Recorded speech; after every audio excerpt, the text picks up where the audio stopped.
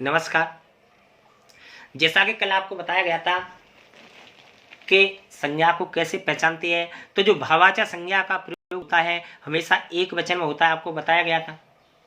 उसी के तहत आपको अब आगे बताया जाता है कि जब भाववाचक संज्ञा एक वचन में प्रयोग होगी तो वह भाववाचक संज्ञा होगी, लेकिन जब उन्हीं भाववाचक संज्ञा को हम जब बहुवचन में प्रयोग करते हैं तो बहुवचन में प्रयोग होते ही वह भाववाचक संज्ञा किसका रूप धारण करती है? वह जातिवाचक संज्ञा बन जाती है।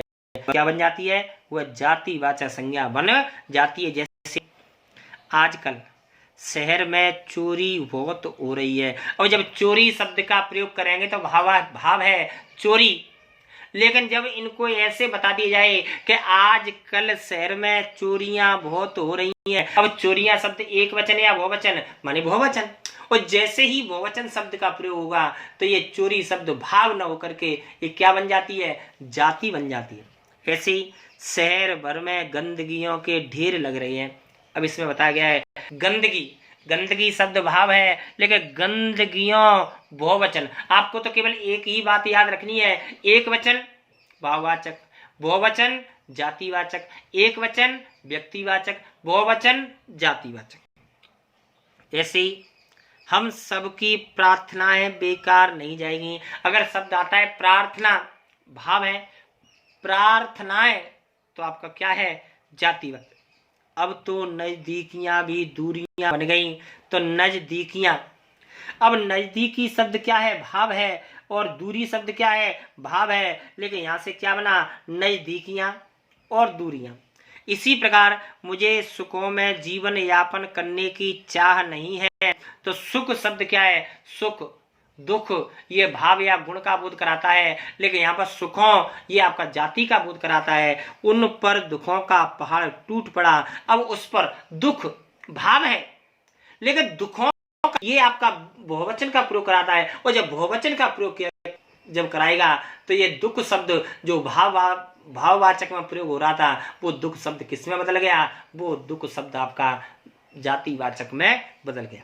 अंतिम नियम है, यदि किसी विशेषण को बहुवचन में प्रयोग कर दिया जाता है तो वहां विशेषण भाववाचक का न होकर के या विशेषण न होकर के वह जातिवाचक में बदल जाता है। जैसे छोटा, वह व्यक्ति छोटों को अच्छी सलाह देनी चाहिए। अब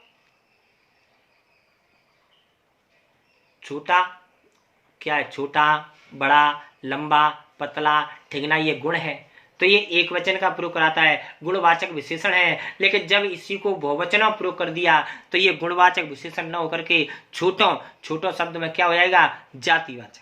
ऐसे ही वह बड़ा व्यक्ति है, तो बड़ा शब्द गुण है, लेकिन कहा गया कि बड़ों का सम्मान करना चाहिए, तो बड़ों शब्द क्या होगा? ये आपका जातिवाचक संज्ञा होगा। ऐसे ही वह गरीब है, वह बहुत गरीब है, तो गरीब शब्द में भाव है, गुण है, अमीर, गरीब, ईमानदार, बेईमान, ये सभी गुण का बोध कराते हैं। लेकिन ऐसे बात आती है कि अमीरों की मदद करनी गरीबों की मदद करनी चाहिए, तो गरीबों शब्द बहुवचन है, और बहुवचन होने से ये किसका बोध कराता है? ये जाति का बोध कराता है। अतः गरीबों शब्द में जैसे ही बहुवचन होगा ये आपका क्या बन जाएगा? जातिवाचक संज्ञा बन जाएगी। लास्ट है आपका, कमजोरों को नहीं सताना चाहिए। वह बहुत कमजोर है, मरियल है, मोटा है, ताकतवर है, ये सभी गुण हैं, लेकिन कमजोरों को नहीं सताना चाहिए। जब बहुवचन का प्रयोग होता है तो बहुवचन का प्रयोग होने से यहाँ पर क्या हो जाता है? आपका ये जातिवाचक संज्ञा हो जाती है, और अंत में केवल एक विशेष और इसके साथ ही आपकी संज्ञा जो चैप्टर है वह खत्म होता है कि व्यक्तिवाचक संज्ञा भाववाचक संज्ञा का निर्माण नहीं करती, बल्कि वह विशेषण होता है। माने ये हमेशा याद रखना कि व्यक्तिवाचक से कभी भी भाववाचक संज्ञा नहीं बनाई जाती है। जैसे भारत से ये गुणवाचक विशेषण है।